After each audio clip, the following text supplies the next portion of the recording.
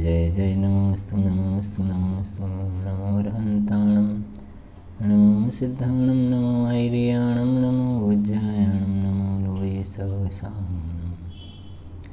नमः समयसाराय स्वानुभूत्या चकासते चित्स्वभावाय भावाय सर्वभावान्तरच्छिदे वन्दे तु सर्वसिद्धे ध्रुवमचलमणोभमं गतिं पत्ते ओच्छामि समय पाउड नमो सुध केवली भणियम निज स्वरूप को परम रस जामे भर्यो अपार वंदो परमानंदमय समय सारे अविकार।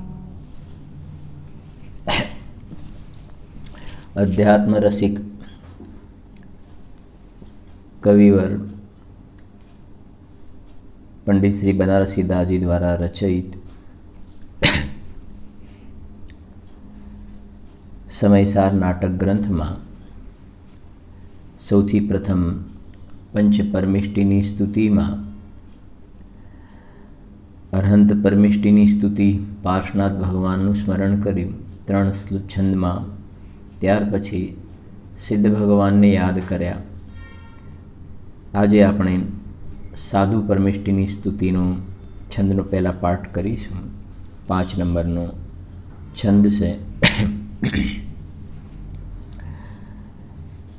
ज्ञान को उजागर सहज सुख सागर सुगुण रतनागर विराग रस भर्यो है शरण कीर्ति हरे मरण को न भय करे करन सो पीठी दे चरण अनुसर्यो है धर्म को मंडन भरम को विहंडन है परम नरम है के करम सो लर्यो है ऐसो मुनिराज भुवलोक में विराजमान निरखी बनारसी नमस्कार कर्यो है।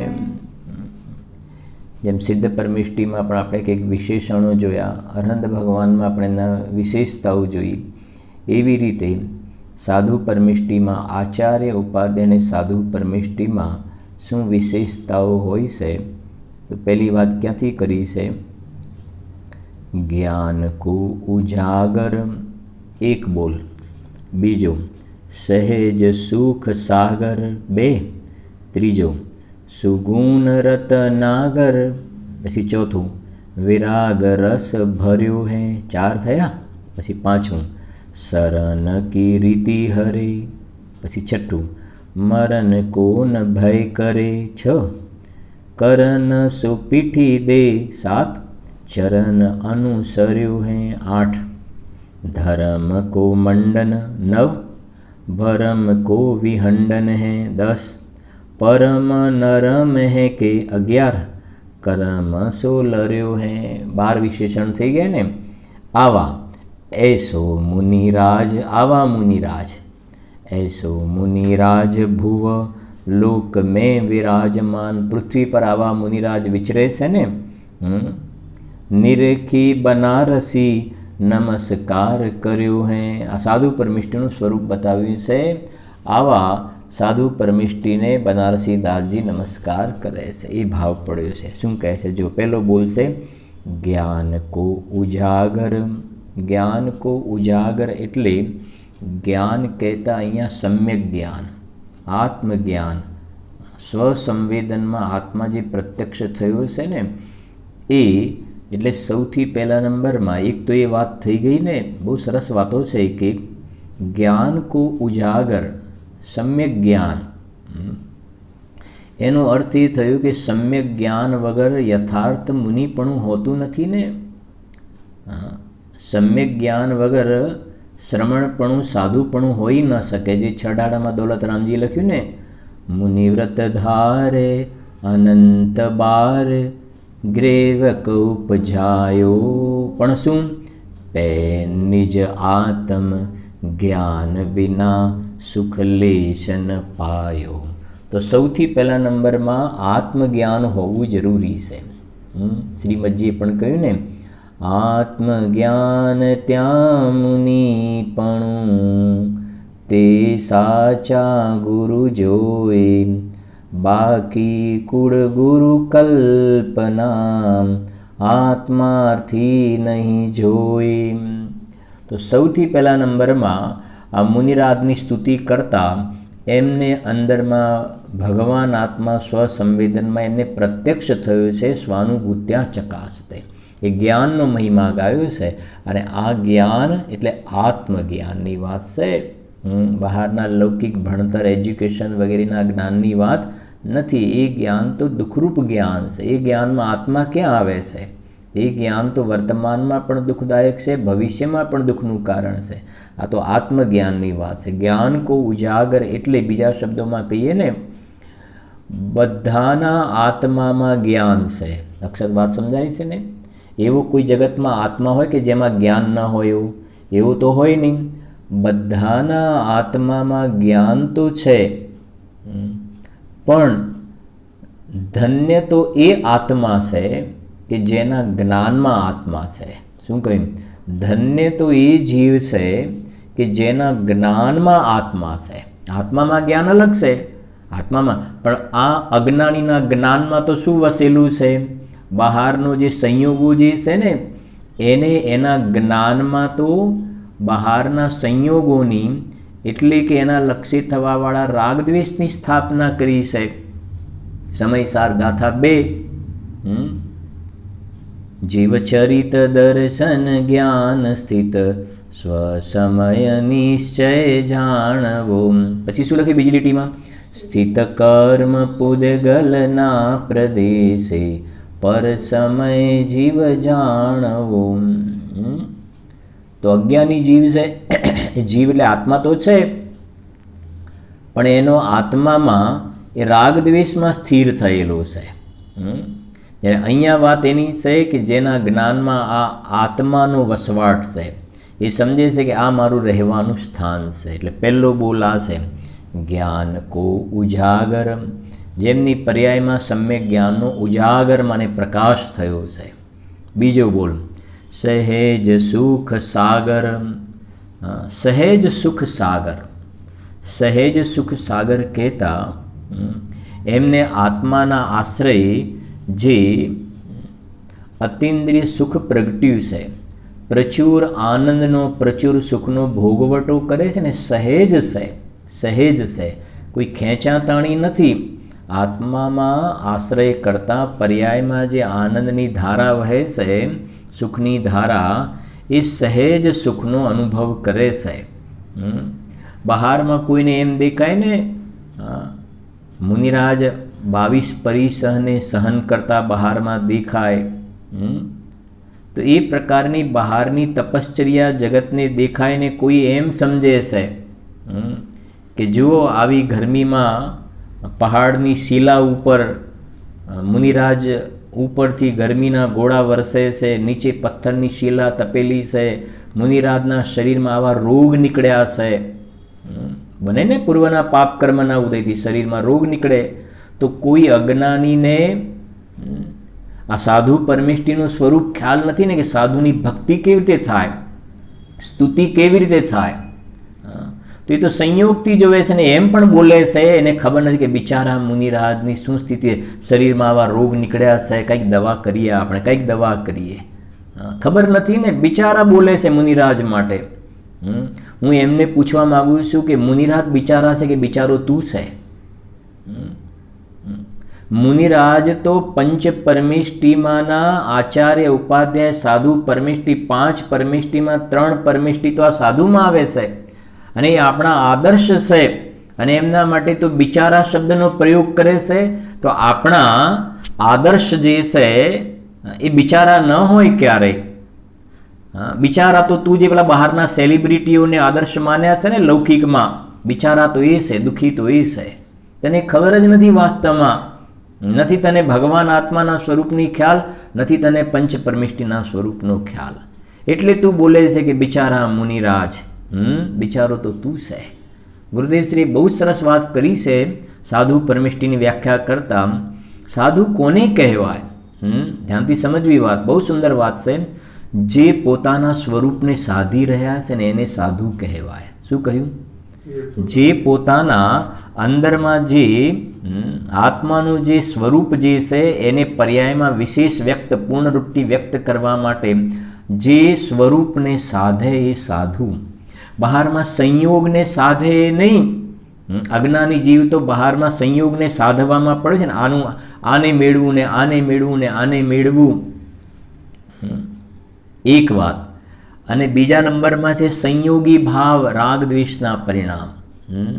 મુનિરાજ સંયોગને નથી સાધતા, સંયોગી ભાવ રાગ દ્વેષને નથી સાધતા, આત્માની સાધના કરે છે, એને સાધુ કહેવાય છે. અને બીજી વાત, શા માટે સહેજ સુખ સાગર? કેમ કે એમને આ આત્મામાં વસવાટ કરે છે ને, તો આત્મામાં તો જ્ઞાન અને આનંદ ભરચક ભરેલો છે. તો જે આત્મામાં વસવાટ કરે છે, તો આપણે હંમેશા કહીએ છીએ બરફને તમે હાથમાં લેશો તો હાથ ઠંડો થવાનો જ છે. એમ જે આત્મામાં ડૂબકી લગાવે છે ને, તો આત્મા તો સુખ શાંત રસથી લબાલબ ભરેલો છે, તો એને પર્યાયમાં આનંદનું સુખનું વેદન થવાનું જ છે. કેમ કે એને પોતાના સ્વરૂપમાં ડૂબકી મારી છે.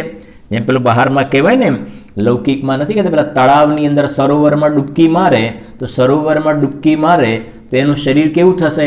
ઠંડુ થશે. કેમ કે સરોવરનું પાણી કેવું છે? ઠંડુ છે ને, એમાં ડૂબકી મારી.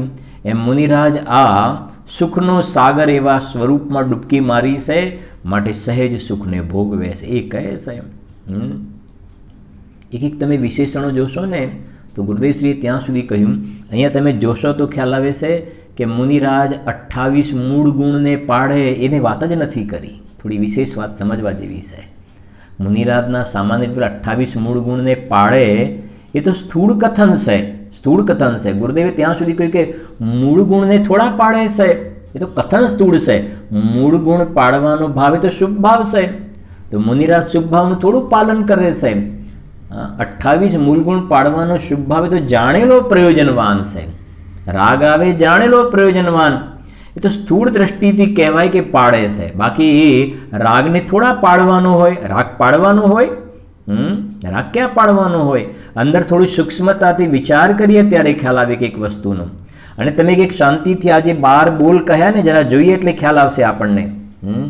મુનિરાજની સ્તુતિ 28 મૂળગુણને બોલ્યા નથી અહીંયા આગળ. તો જો જ્ઞાન કો ઉજાગર, પછી શું કહ્યું? સહેજ સુખ સાગર, અંદરની વાત કરી. પછી સુગુણ રત્નાગર, શું આવી ત્રીજો બોલ? સુગુણ રત્નાગર. સુગુણ રત્નાગર સમ્યક દર્શન જ્ઞાન ચારિત્ર, જે રત્નત્રય જે છે ને, એ પર્યાયની અંદર આવો પોતાનો આત્મ વૈભવ પ્રગટ કર્યો છે. સુગુણ રત્નાગર, રત્ન શબ્દ છે ને, સમ્યક દર્શન, સમ્યક જ્ઞાન, સમ્યક ચારિત્ર, આ પર્યાયમાં પ્રગટેલાની વાત છે. એને પણ આને જો એક ત્રિકાલી જે છે એ ગુણ અલગ, અને પર્યાયમાં જે દોષ રહિત દશા પ્રગટ થાય છે એને પણ ગુણ કહેવાય. અને એ તો સમ્યક દર્શન જ્ઞાન ચારિત્ર 3 તો કહ્યા. બાકી શ્રીમદજીએ જે કહ્યું ને, સર્વગુણાંશ સમ્યક, તો આત્મામાં જેટલા પણ ગુણો છે એ બધાનું આંશિક શુદ્ધ પરિણમન ચોથામાં છે. જ્યારે મુનિરાજને તો આ બધા અનંત ગુણોનું પર્યાયમાં પ્રચુર આનંદ ભોગવતા જોવામાં આવે છે. એટલે લખ્યું છે સુગુણ રત્નાગર. આ ચૈતન્ય રત્નાકર જે છે ને, એને ભોગવી રહ્યા છે. જો પછી શું કહે છે? સુગુણ રત્નાગર વિરાગ રસ ભર્યો હે. વિરાગ રસ ભર્યો હે, નિયમ સાર યાદ કરો. સહેજ વૈરાગ્ય મહેલના શિખરના શિખામણી છે મુનિરાજ. એટલે સહેજ વૈરાગ્ય, સ્મશાન વૈરાગ્ય નહીં, પરિસ્થિતિથી થયેલો વૈરાગ્ય નહીં. ક્યારેક આપણે કહ્યું પણ છે, આ કોરોનાની મહામારીમાં બધા શું કહેવાય, મોંઘા કપડાં ને દાગીના ને બીજું ત્રીજું બધું ક્વોરન્ટાઇન થઈને પડેલું છે કબાટની અંદર. સમજાય છે ને? આની અંદર આવું સેટ પહેરવાનું, આની અંદર આવું સેટ પહેરવાનું, આમ પહેરવાનું, ને આવી બુટ્ટા જે બધું જે કંઈ કહેવાય ને, બધી શરીરને મળદાને શણગારવા માટેની બધી ટાપટીપ બધું અંદરમાં પડેલું છે એમને ક્વોરન્ટાઇન થઈને. તો મારો કહેવાનો આશય એ છે કે બધાને વૈરાગ્ય થઈ ગયો છે સાચા અર્થમાં. એ તો આ મહામારીના કારણે, બાકી આ ચાલ્યો જાય ને, આ તો પ્રાર્થના કરે છે કે ચાલ્યો જાય, ચાલ્યો જાય, ચાલ્યો જાય, ચાલ્યો જાય, પછી શું કરીશ તું? પછી અમે હતા એવા ને એવા પાછા. હા, કોઈએ ક્યાંક લખ્યું હતું, થોડા ટાઈમ પહેલાં વાંચ્યું હતું, થોડો ટાઈમ થયો, 10 લક્ષણ પછી લખ્યું હતું, હા, પાછા હતા એવા ને એવા, એવું ક્યાંક લખ્યું હતું. 1-2 વર્ષ પહેલાંની વાત છે. હા, એમાં મહામારી ચાલ્યા જાય પછી શું કરવાનું? પાછું હતું એવું ને એવું એ જ. તો એ તો પરિસ્થિતિથી થયેલો વૈરાગ છે, સાચો વૈરાગ થોડો છે. બીજા શબ્દોમાં રૂંધાયેલો કસાય છે, રૂંધાયેલો કસાય છે. અને ઉપરથી તને તો ભાવના અંદરમાં એવી છે કે આ બધું, હા, આ બધું અંદર ને અંદર બધું પડ્યું છે ને ક્યારે પહેરવા મળશે ને ક્યારે ઓઢવા મળશે, આ બધું બહારમાં ક્યારે બધાને બતાવવા માટે મળશે. હા, એટલે અંદરમાં રૂંધાયેલો કસાય છે તને તો, સહેજ વૈરાગ થોડો છે. જ્યારે આ અહીંયા મુનિરાજની વાત કરીએ ને તો આપણે શાંતિનાથ, કુંથનાથ, અરનાથને શું કામ યાદ નહીં કરીએ આવા સમયે? એ તો 6 ખંડના રાજા હતા ને, 6 ખંડના અધિપતિ હતા. એમને પહેરવા ઓઢવાની કેવી ઊંચા પ્રકારની બધી વ્યવસ્થાઓ હશે ને ઘરમાં હતા ત્યારે, તો રાજા હતા ત્યારે. પણ એ બધું સહેજ અંદરમાં આત્મામાંથી વૈરાગ જ્યારે ફાટ્યો ને, સહેજ વૈરાગ ફાટ્યો, જેમ ગુરુદેવ બહુ સરસ વાત કરે છે, સમુદ્રમાંથી જેમ ભરતી આવે. શું કહ્યું અક્ષત? સમુદ્રમાંથી જ્યારે બાઢ આવે ને, ભરતી આવે, એ ભરતી આવે ને કોણ રોકી શકે? કોઈ ના રોકી શકે, કોઈ ના રોકે. અંદરથી ભરતી આવી છે ને, પછી જેઠ મહિનાની ભયંકર ગરમી હોય તો ભરતીને રોકી શકે ના. એમ જ્યારે આ મુનિરાજને તો અંદરથી ભરતી આવી છે વૈરાગની, આનંદની ભરતી આવી છે, વૈરાગની ભરતી આવી છે. એટલે હવે કહે છે બહારમાં કોઈ ગમે તેવા પ્રકારના એમને ચલાયમાન કરવાના પ્રયત્નો કરે છતાં પણ એ રંચ માત્ર ચલિત થતા જોવામાં આવતા નથી. ચોથા ગુણસ્થાનવાળાની પણ જ્યાં સમયસારમાં વાત કહી છે કે સુવર્ણને અગ્નિમાં ગમે તેટલું તપાવવામાં આવે તો પણ સુવર્ણ પોતાના સુવર્ણત્વને છોડતું નથી. એમ જ્ઞાનીને બહારમાં ગમે તેવા પ્રકારના ઉદય આવે ને છતાં પણ જ્ઞાનીને એનાથી સહેજ વૈરાગ્ય જોવામાં આવે છે, એ એની અંદર લેપાઈ જતા જોવામાં આવતા નથી. ત્યાં જો સકલ કર્મ ફળના સંન્યાસની ભાવના સમયસારમાં આવીને વાત. 4 બોલ થયા, 4 બોલ થયા ને કયા? જ્ઞાન કો ઉજાગર, સહેજ સુખ સાગર, સુગુણ રતનાગર, વિરાગ રસ ભર્યો હે. હવે આગળ, શરણ કી રીતિ હરે. શરણ કી રીતિ હરે એટલે મુનિરાજને બહારમાં ગમે તેવા પ્રકારના પાપના ઉદય આવે ને છતાં પણ એ કોઈનું શરણ નથી ગ્રહણ કરતા. આ બહારમાં જગતમાં જોવામાં આવે ને કે ભાઈ કોઈ કોઈના તાબે થઈ જાય, શરણમાં ચાલ્યા જાય કે ભાઈ ચલો આપણે એમના શરણમાં ચાલ્યા જાય, કમસે કમ આપણે નિશ્ચિંત થઈ જઈએ. મુનિરાજજી છે ને અંદર આત્માના આશ્રય એવી અંદરમાં શુરવીરતા હોય છે કે બહારમાં કોઈને એમને કોઈનું શરણ નથી હોતું, જરૂર જ નથી હોતી. જો શરીરમાં રોગ વગેરે આવી જાય તો મારી આવીને કોઈ દવા વગેરે કરે, આ રોગ મટાડે, એવા પ્રકારના શરણની શોધ નથી કરતા. આહારનો યોગ ન બન્યો, 1 મહિના માટે આહાર માટે નગરમાં વિકલ્પ આવીને ગયા નગરમાં આહાર અર્થે, અને યોગ ના બન્યો વિધિપૂર્વકનો તો પાછા આવીને પોતે સ્વરૂપમાં મગ્ન થઈ જાય છે. એવું શરણ નથી શોધતા કે કોઈને ક્યાંક ખ્યાલ આવી જાય, કોઈ જાણી લે કે મેં આવા પ્રકારને મેં અભિગ્રહ ધારણ કર્યો છે અને મારો વિધિનો યોગ બની જાય. એવા પ્રકારની શરણની રંચ માત્ર એમને વાંચા હોતી નથી. અને બીજા શબ્દોમાં કહીએ ને સમયસાર 104 નંબરના શ્લોકમાં કહ્યું છે બહારના શરણ તો છોડો, શુભ ભાવનું પણ મુનિરાજને શરણ નથી. પાપના પરિણામનો તો પ્રશ્ન નથી, શુભ ભાવનું પણ મુનિરાજને શરણ નથી. ત્યાં પ્રશ્ન કર્યો છે તો પછી મુનિરાજ અશરણ થઈ જશે કે છે કે ના, મુનિરાજ અશરણ નહીં થાય. પ્રશ્ન એવો કર્યો છે મુનિરાજે પાપના પરિણામ તો છોડ્યા છે, તમે પુણ્યના પરિણામને હે કહો છો, બંધનું કારણ કહો છો, પછી મુનિરાજને શરણ શું? તો કહે છે કે તું જેને શરણ કહે છે મુનિરાજને એનું શરણ નથી. પણ એક વાત સાંભળ, મુનિરાજ અશરણ નથી, એમને પોતાના શુદ્ધાત્માનું પરમ શરણ છે, પરમ શરણ છે ને. शुद्धात्म अरु पंच गुरु जग में सरनो दोए मोह उदय जिय के वृथा आन कल्पना होए। जो એ કહે છે એટલા માટે શરણ की રીતિ હરે, પછી આગળ મરણ કોન ભય કરે, એમને મરણનો રંચ માત્ર ભય હોતો નથી કે મરણ કોનું કોનું મરણ। ઇષ્ટોપદેશની ગાથા છે ને, ક્યાં ભીતિ જ્યાં મરહું ક્યાં પીડા વણ રોગ બાલ યુવા નહીં વૃદ્ધ હું એ સૌ પુદગલ જોગ। મરણ કોનું? આનો તો સંયોગનો વિયોગ થાય છે, આયુકર્મનો છેલ્લો નિશ્ચિક હશે એ વખતે આનો સંયોગ થાય ને જન્મ કહેવાય, આ આત્માને શરીરનો સંયોગ થાય ને જન્મ કહેવાય, અને આનો વિયોગ થાય ને શું કહેવાય? મરણ। એમાં મારું શું થયું? હું તો અનાદિ અનંત છું, હું અનાદિ અનંત છું। અને સમ્યક દ્રષ્ટિ આ મુનિરાજજી છે એમને આત્માને શરીરથી જુદો પાડી દીધો છે। એટલે વાઘ સિંહ વરુ આવીને આ શરીરને કોઈ ખાઈ જાય તો એ તો કહે છે પરમ મિત્રનો પામ્યા જાણે યોગ જો। અમારે તો મૃત્યુની સાથે મિત્રતા છે। સમાધિ મરણમાં તો એવા પણ પાઠ છે, કેવા સરસ પાઠ છે, સાંભળજો। હા, કે આ મૃત્યુ એટલા માટે મિત્ર છે ને કે મૃત્યુ થશે તો દેહ છૂટશે, અને અમારે તો સિદ્ધાલયમાં જવાનું છે। સિદ્ધાલયમાં શરીર હોય તો થોડું જવાશે સિદ્ધ પરમિષ્ટિ તરીકે, એટલે મૃત્યુ જે છે એ તો અમારા માટે મિત્ર છે કે એના આ મૃત્યુના કારણે આ શરીરનો સાથેનો અમારો સાથ શું થઈ ગયો? છૂટી ગયો, અને અમે સિદ્ધ પરમિષ્ટિ તરીકે બિરાજમાન થઈ ગયા। સમાધિ મરણમાં એક એક બોલ વાંચીએ ત્યારે ખ્યાલ આવે।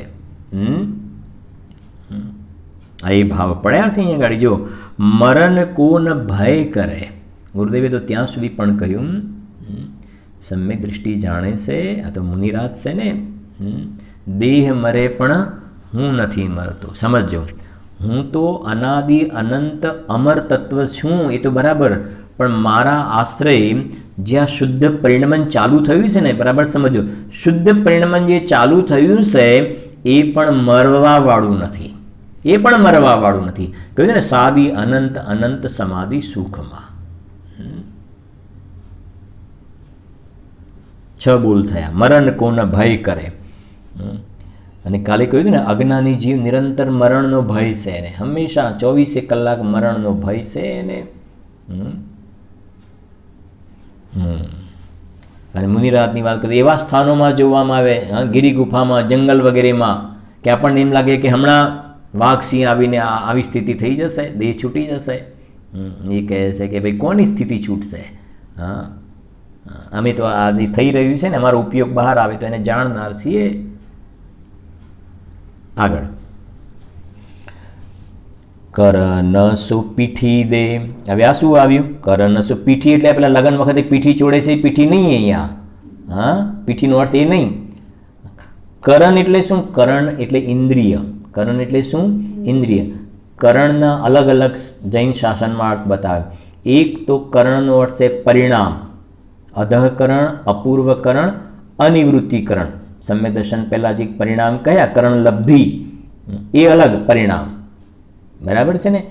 એક કરણ જે 6 કારકમાં આવે છે, કર્તા, કર્મ, કરણ, ત્યાં કરણનો અર્થ છે સાધન, અને અહીંયા કરણનો અર્થ છે ઇન્દ્રિય। ઇન્દ્રિય હવે સમજો, કરણ કો પીઠી દે, પીઠ દેવી એટલે આ 5 ઇન્દ્રિયના વિષય ભોગ છે ને, હા, ભોગ સામગ્રી જે છે આ મુનિરાજે એના તરફ એમની શું છે? પીઠ છે, એના તરફ પીઠ છે। એનો મતલબ એ તરફ પીઠ છે તો મુખ કઈ બાજુ છે? અતિન્દ્રિય એવો પોતાનો ચૈતન્ય દેવ ભગવાન આત્મા શુદ્ધાત્મ તત્વ જે છે ને એ તરફ એમની પીઠ છે, અને 5 ઇન્દ્રિયના વિષયો તરફ એમની શું છે? આ બાજુ મુખ છે, આ બાજુ ભગવાન આત્મા તરફ શું છે? મુખ છે, અને 5 ઇન્દ્રિયના વિષયો તરફ એમની પીઠ છે। પીઠ છેનો અર્થ બીજા શબ્દોમાં કહીએ, સાંભળજો, ઉપસર્ગની જ્યારે વાત આવે ને, ઉપસર્ગ, તો સામાન્ય રીતે ઉપસર્ગને 2 રીતે સમજવા, બે ભાગ પાડી દો।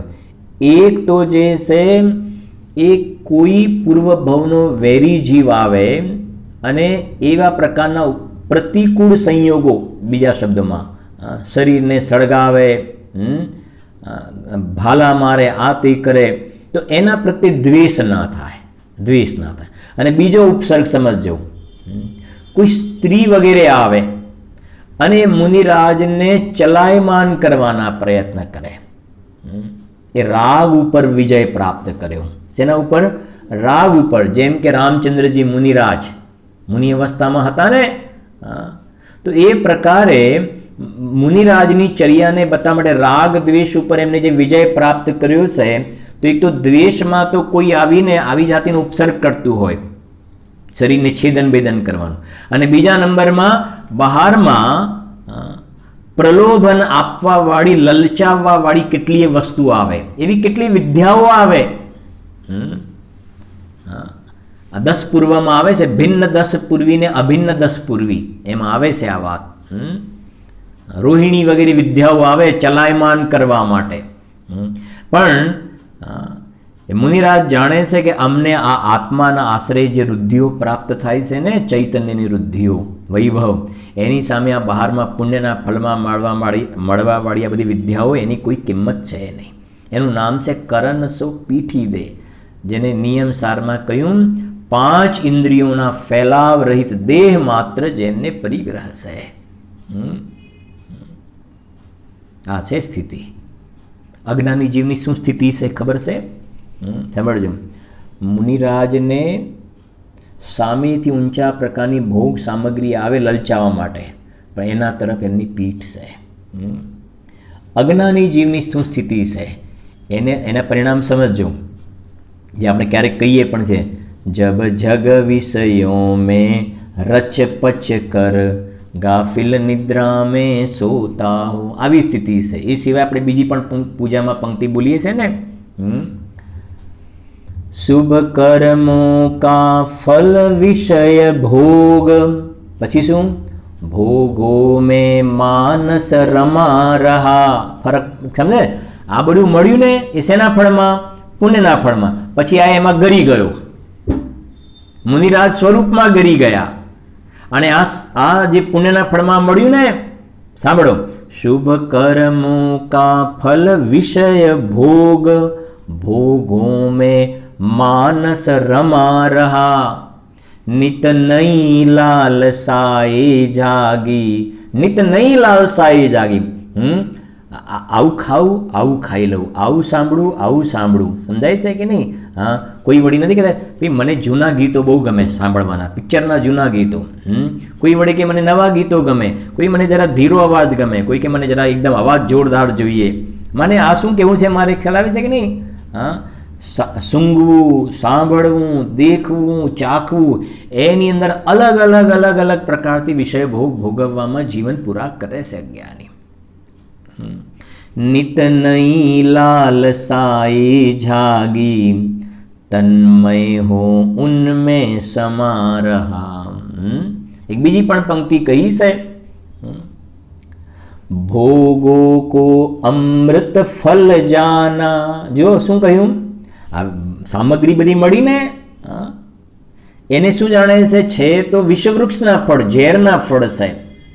પણ આ ધતુરો પીધો છે ને મોહનો, એટલે જાણે છે કે આ તો અમૃતના ફળ સમજે છે.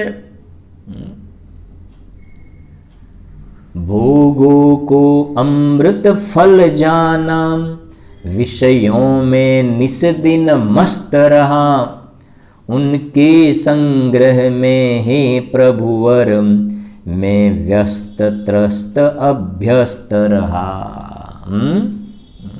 એક એક વસ્તુઓને આપણે વચ્ચે કહ્યું પણ હતું, અનેક પ્રકારના વિષયોને ભોગવવા માગે છે. સ્પર્શન, રસના, ગ્રાણ, ચક્ષુક, અનેક પ્રકારના વિષયોને ભોગવવા માગે છે. અને એક એક વિષયને પણ અનેક પ્રકારે ભોગવવા માગે છે. એક એક વિષયને અનેક પ્રકારે ભોગવવા માગે છે.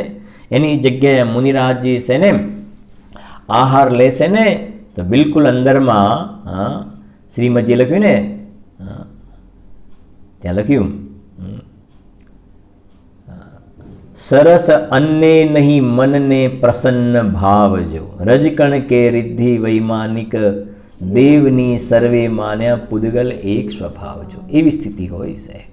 આગળ બોલ જો કરન સો પીઠી દે પછી ચરણ અનુસર્યો હે ચરણ માને આચરણ ચરિત્ર પોતાના સ્વરૂપમાં પોતે એ ચર્યા કરી રહ્યા છે અંદરમાં ચર્યા કરી રહ્યા છે કેટલા બોલ થઈ ગયા 8 થઈ ગયા 8 થયા ને કેટલા બાકી રહ્યા 4 હવે આગળ કહે છે ધર્મ કો મંડન કયો બોલ આવ્યો ધર્મ કો મંડન ધર્મ કો મંડન એટલે શું મંડન એટલે શોભા મંડન એટલે શું શોભા આ મુનિરાજ દ્વારા ધર્મની શોભા છે મુનિરાજ એટલે ધર્મની શોભા જો આ સ્તુતિ કરી છે ધર્મની શોભા જેમ નથી કહેતા આપણા ઘરે કંઈક લગ્ન વગેરેનો પ્રસંગ હોય લગ્ન વગેરેનો પ્રસંગ તો કોઈ પેલા કુટુંબમાં મોટા વડીલ વગેરે હોય ને બધા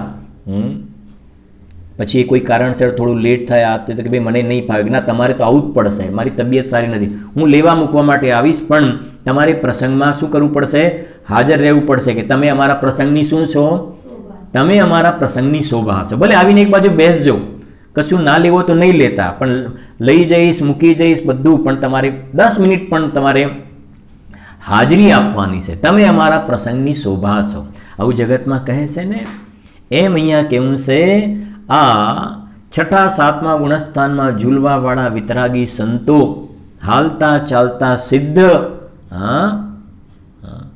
પરમ દિગંબર મુનિવર દેખી આવે છે ને પરમ દિગંબર મુનિવર દેખી હૈડું અરખી જાય છે આનંદ ઉલ્લસિત થાય છે કે નહીં એ કહે છે ધર્મની આપ તો શોભા છો એ કહ્યું છે ધર્મ કો મંડન ગુરુદેવે એમ પણ કહ્યું આ મુનિરાજ છે તો ધર્મના સ્તંભ છે જેમને ધર્મને શું છે ટકાવી રાખ્યો છે ધર્મ કો મંડન પછી ભરમ કો વિહંડન હૈ ભરમ કો વિહંડન હૈ માને આપે સર્વ પ્રકારના ભ્રમને શું કરી નાખ્યો છે બધા પ્રકારના ભ્રમનો આપે નાશ કરી નાખ્યો છે આપના જીવનમાં કોઈ પણ પ્રકારનો ભ્રમ સંશય વિપર્ય અનદ્યવસાય એવો કોઈ જાતિની મલિનતા કચરો જોવામાં આવતો નથી ભ્રમ કો વિહંડન હૈ આગળ શું કહે છે પરમ નરમ હૈ કે નરમ નથી કહેતા બહારમાં ભાઈ એમનો સ્વભાવ કેવો છે બહુ જ નરમ પ્રકૃતિના છે અહીંયા નરમનો અર્થ બહારની શાંત પ્રકૃતિ ખાલી એવું નહીં અંદરમાં પોતાનો વિતરાગ સ્વભાવ છે ને નરમ છે એના આશ્રય જે પર્યાયમાં વિતરાગતા પ્રગટી છે ને પર્યાયમાં વિતરાગતા એ પરમ નરમ હે કે પછી શું લખે છે કર્મ સો લર્યો હે કર્મરૂપી શત્રુ સાથે મુનિરાજે યુદ્ધ છેડ્યું છે કોની સાથે પર્યાયમાં રાગદ્વેષ છે ને ચારિત્રનો દોષ હજુ છે રાગદ્વેષ એ રાગદ્વેષ ભાવ કર્મ જે છે એની સાથે મુનિરાજે લડાઈ ચાલુ કરી છે પણ આ લડાઈ અલગ પ્રકારની હોય છે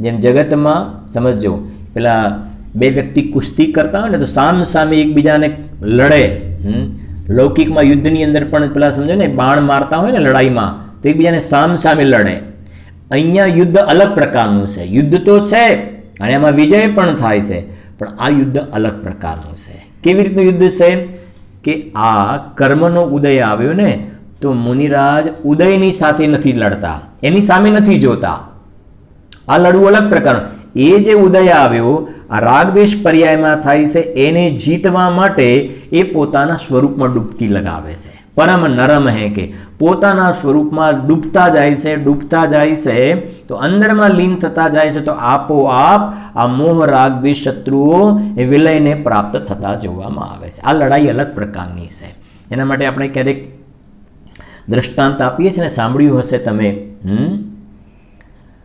મહેમાનને ભગાડવાનો ઉપાય શું છે અક્ષત સાંભળ્યું છે કોઈ દિવસ આવી વાત આપણા ઘરે કોઈ ગેસ્ટ આવ્યા મહેમાન આવ્યા હવે મહેમાનને આવે ને એની આપણે બરાબર એમની આગતા સ્વાગતા કરીએ એમની હવે મહેમાને લાગ્યું કે અહીંયા તો ભાઈ ખાટલેથી પાટલે ને પાટલેથી ખાટલે, શું ખાવું છે, નો આ લેવું પડશે ને આ ખાવું પડશે ને આ બધી વ્યવસ્થાઓ એકદમ.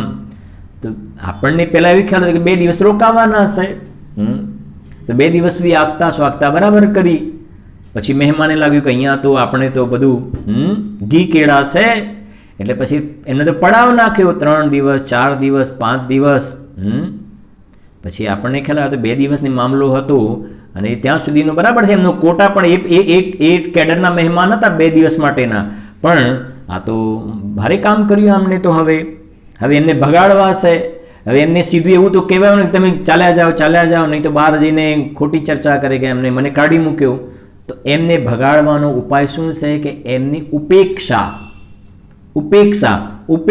એટલે પહેલાં જે રિસ્પેક્ટ આપતા હતા, હા બરાબર, કંઈ વાંધો, ઓકે ઠીક છે, બરાબર, એમની વાતને અવગણના કરવી એક પ્રકારથી, સમજાય છે કે ઉપેક્ષા. તો ઉપેક્ષા કરીએ, 2-4 દિવસ ઉપેક્ષા કરી એટલે સમજી ગયા કે ભાઈ હવે અહીંયા મારું કોઈ જાતિનું માન સન્માન મને મળતું નથી. ભલે મને રિજેક્ટ સીધા નથી કરતા, પણ મને માન સન્માન નથી મળતું, એટલે મારે સમજી જવું જોઈએ કે અહીંથી ચાલ્યા જવું જોઈએ. બસ એવી જ રીતે અહીંયા એ કહેવું છે કે આ બહારમાં દ્રવ્ય કર્મ, પછી આ ભાવ કર્મ, નો કર્મ, એ બધાને ભગાડવાનો ઉપાય શું છે? એ બધાને ભગાડવાનો ઉપાય એમને તમે રિસ્પેક્ટ આપવાનું બંધ કરો. આ ભગવાન આત્મા જે જાણનારો જણાવ્યું છે ને, બસ એને રિસ્પેક્ટ આપો અને આની અવગણના કરો, ઉપેક્ષા કરો, તો અંદરમાં ચાલે જશે તો આપોઆપ વિલયને પ્રાપ્ત થઈ જશે. આ ગાથા ઇષ્ટોપદેશમાં આવે છે, બધાને ખ્યાલ હશે. ઇષ્ટોપદેશમાં એક ગાથા આવે છે, એમાં આવું લખ્યું છે, આ પ્રકારના ભાવ છે. જો તમે પૂદગલનું અભિનંદન કરશો તો પૂદગલ તમને 4 ગતિમાં રખડપટ્ટી કરાવશે. શું કહ્યું? સમજાય છે ને? પૂદગલનું અભિનંદન કરશો એટલે આ બધા કર્મના ઉદયમાં આવે, આ રાગાદી પરિણામ પણ પૂદગલ છે અધ્યાત્મમાં. તો હવે તમે પૂદગલનું અભિનંદન કરશો, એને વેલકમ કરશો, આઈએ પધારીએ, વેલકમ, સ્વાગતમ, એનું અભિનંદન કરશો તો પૂદગલનો સંયોગ ચોંટેલો રહેશે, કર્મના સંયોગ, તમારે 4 ગતિમાં રખડવું પડશે. અને જો તમે ભગવાન આત્માનું અભિનંદન કરશો ને, આપોઆપ કર્મ ચાલ્યા જશે. એટલે આ લડાઈ આ પ્રકારે છે. પરમ નરમ હે કે કર્મ સો લર્યો હે. આવી રીતે વિતરાગતાને પ્રાપ્ત કરી લેશે. 12 બોલ થઈ ગયા ને આપણે. હવે કહ્યું આવે જો, એસો મુનિરાજ, આવા મુનિરાજ. ગુરુદેવ તો ઘણી વાર કહ્યું ને, ભગવાનના સમો શરણમાં ગણધર દેવ છે, 4 જ્ઞાનના ધારી ગણધર દેવ. એ જ્યારે નમો લોય સવ સાહુણમ એમ કહે ને, ત્યારે એમના નમસ્કાર લોકમાં રહેલા સર્વ સાધુઓને નમસ્કાર પહોંચે છે. કોના? 14 પૂર્વ અને 4 જ્ઞાનના ધારી ગણધર દેવ, મતિ જ્ઞાન, શ્રુતિ જ્ઞાન, અવધિ જ્ઞાન, મનઃપ્રિય જ્ઞાનના ધારી, 12 અંગના પાઠી, અંતર્મૂર્તમાં દ્વાદશાંગને ફેરવે એવા ગણધર દેવ જ્યારે નમો લોય સવ સાહુણમ, તો એનો મતલબ લોકમાં રહેલા સર્વ સાધુઓ એમને નમસ્કારો. તો એ સાધુઓનું સ્વરૂપ કેવું? આવા પ્રકારના સાધુઓ છે. જો ऐसो मुनिराज भुवलोक में विराजमान. आवा जी से भावलिंगी मुनिराज जी से हालता चालता भगवान एक ऐसे आ पृथ्वी पर विराजमान से ने, ज्या ज्या विराजमान से, निरखी बनारसी. निरखी बनारसी. હવે નિરખી એટલે આંખેથી નહીં, આંખથી બધા થોડા દેખાશે, પણ મારા જ્ઞાનમાં અહીંયા આ પૃથ્વી ઉપર આવા પ્રકારની લાયકાતવાળા, આવા પ્રકારની યોગ્યતાવાળા, પર્યાયમાં જેમને આવી પ્રકારની દશા પ્રગટી છે, એવા વિતરાગી સંતોને હું શું કરું છું? નિરખી બનારસી નમસ્કાર કર્યો હે. આ પ્રકારે અહીંયા સાધુ પરમેષ્ટિની સ્તુતિ કરી છે. એટલે શરૂઆતમાં આ મંગલાચરણ ચાલી રહ્યું છે, આપણું મંગલાચરણમાં 5 પરમેષ્ટિની પહેલાં અહીંયા સ્તુતિ કરી છે. હવે 5 પરમિષ્ટિની સ્તુતિ પછી હવે આગળ આવે છે 6 નંબરનો શ્લોક છે આપણે એમાં સમ્યક દ્રષ્ટિની સ્તુતિ છે. સમ્યક દ્રષ્ટિની સ્તુતિ 6 નંબરનો શ્લોક, 7 નંબરનો શ્લોક અને 8 એટલે 3 જે છંદ છે એની અંદર સમ્યક દ્રષ્ટિની સ્તુતિ, સમ્યક દ્રષ્ટિની ઓળખાણ કરાવી છે. સમ્યક દ્રષ્ટિનું સ્વરૂપ કેવું હોય. ઠીક છે, જુઓ બહુ સરસ છે છંદ એક. भेद विज्ञान जग्यो जिनके घट शीतल चित्त भयो जिम चंदन केली करे शिव मार्ग में जग माही जिने सुर के लघुनंदन सत्य स्वरूप सदा जिनके प्रगट्यो अवदात मिथ्यात निकंदन शांत दसातिन की पहचानी करे कर जोरी बनारसी वंदनम. શું કહે છે અહીંયા?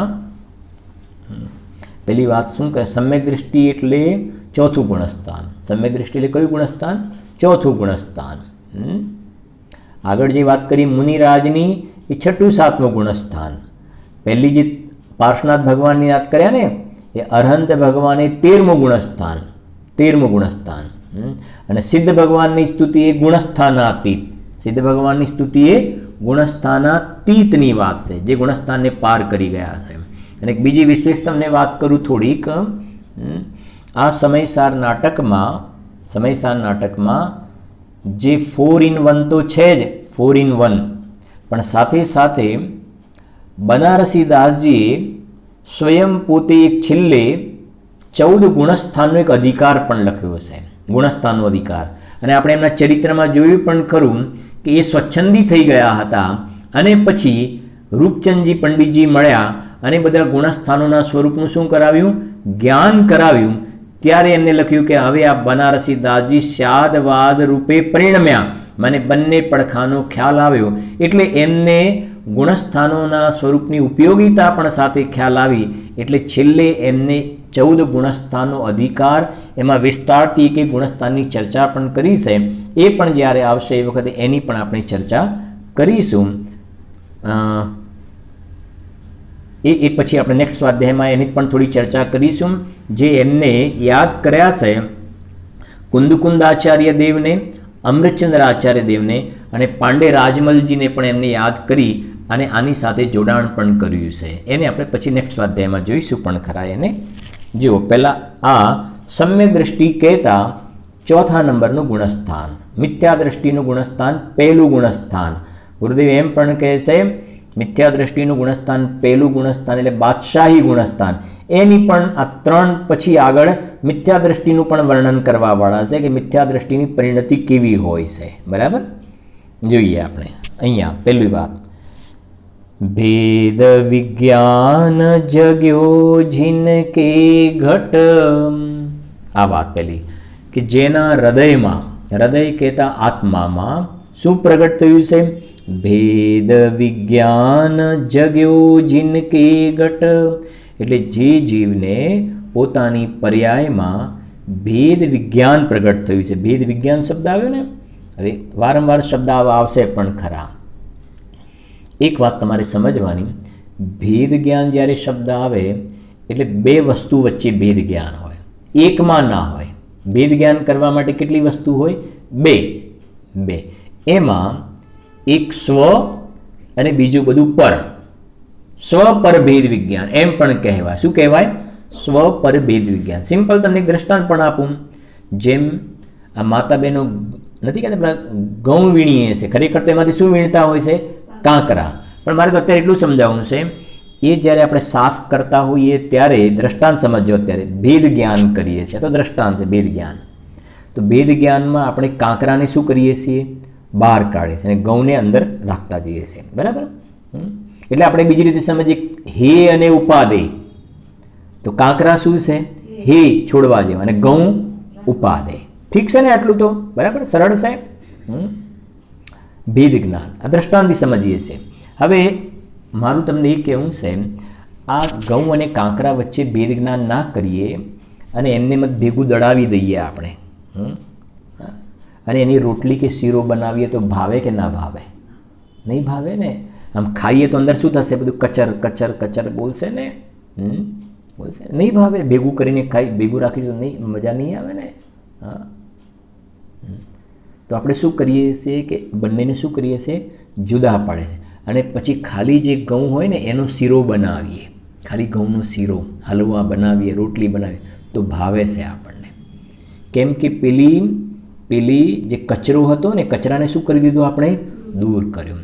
બસ એવી જ રીતે અહીંયા ભેદ જ્ઞાનમાં એક બાજુ ભગવાન આત્મા, શુદ્ધાત્મા, અને બીજી બાજુ આ રાગ દ્વેષના વિકારી ભાવ. રાગ દ્વેષના વિકારી ભાવ એ કચરો છે, અને અજ્ઞાની જે બેને શું કરે છે? ભેગું કરે છે ને એટલે દુઃખી થાય છે, અને બેને જુદા પાડે છે. આ સમ્યક દૃષ્ટિ છે, એના પરિણતિ કેવી હોય છે એની આપણે વિસ્તારથી ચર્ચા નેક્સ્ટ અધ્યાયમાં કરીશું. જીનવાણી સ્તુતિ.